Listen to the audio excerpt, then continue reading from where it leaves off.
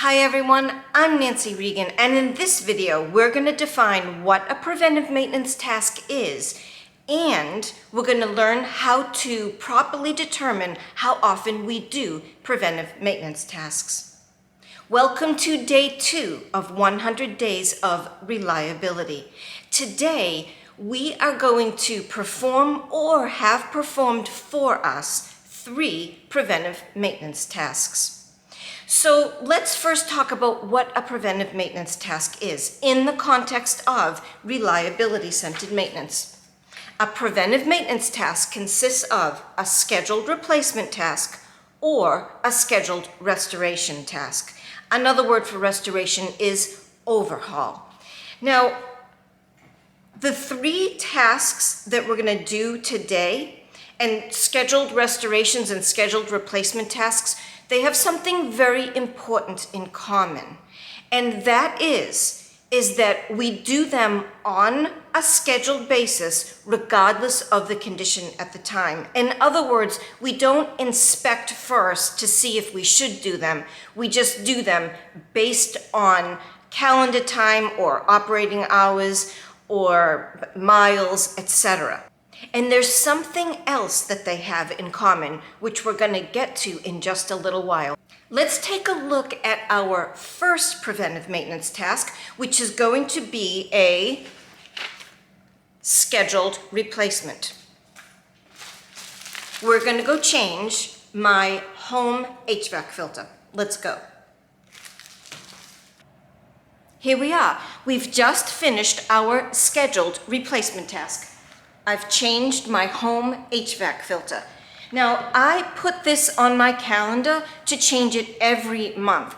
A general rule of thumb you may have heard is that home HVAC filters are changed every 3 months. Mine has to be done every month because I have cats. And this one is super dirty and you can see that there's hair on it.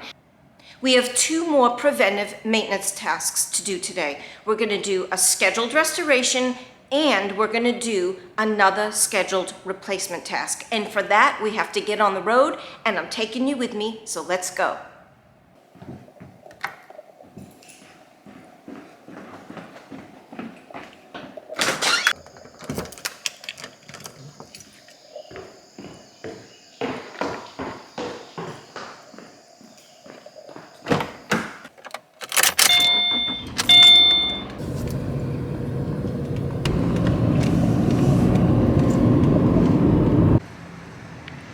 Okay, we have arrived at the site of our next preventive maintenance task. We're here for a scheduled restoration, and we are at my hairdresser. As my mother used to say, I am now a slave to the bottle. Not that kind of a bottle, but rather I'm here to have my hair colored. I put it on my calendar. I have it done once a month, and I schedule it once a month because I know that I'm going to need it. That is one of the characteristics that makes a preventive maintenance task technically the right thing to do.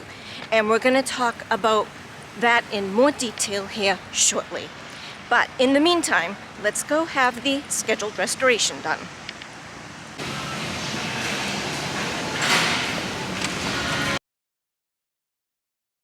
Okay, that preventive maintenance task, that scheduled restoration, is now complete. We're going to move on to the second preventive maintenance task of the day, and this time it's going to be a scheduled replacement task. I need to have the oil changed in my 2014 Subaru Forester. So when it gets to be almost 7,500 miles since my last oil change, I call and I make an appointment. Now, when I bring my car in, they don't do oil analysis, they don't do any kind of an inspection, they just change the oil because we know it needs to be done. And that's one of the technical characteristics that makes a scheduled replacement task technically the right thing to do. We'll talk in more detail shortly, but in the meantime, let us make our way to Subaru, and I'll see you there.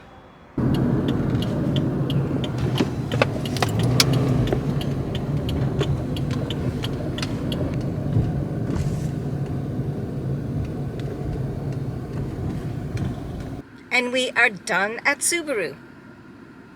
Let's get a little more technical about this and answer the questions: what is preventive maintenance and how do you assign intervals? A scheduled replacement task or a scheduled restoration task is performed on a fixed interval, regardless of the condition at the time. In other words, there's no inspection first.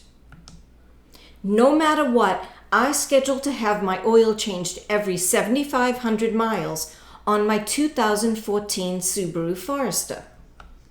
Having my oil changed is a preventive maintenance task. Specifically, it's a scheduled replacement task. I don't inspect my oil. In other words, I don't do oil analysis before I schedule my oil change. I schedule the oil change every 7,500 miles because I know that it will need it. Let's look at failure pattern B to illustrate this point. When it comes to failure pattern B, the x-axis is age, and age can be identified in any number of units. It could be calendar time, miles, cycles, takeoffs and landings. It could be starts and stops. And the y-axis is the conditional probability of failure.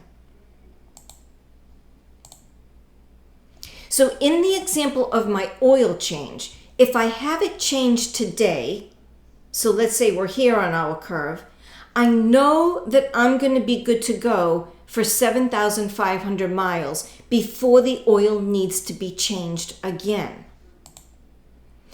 In other words, once I reach 7,500 miles, the probability of failure starts to drastically increase at that interval.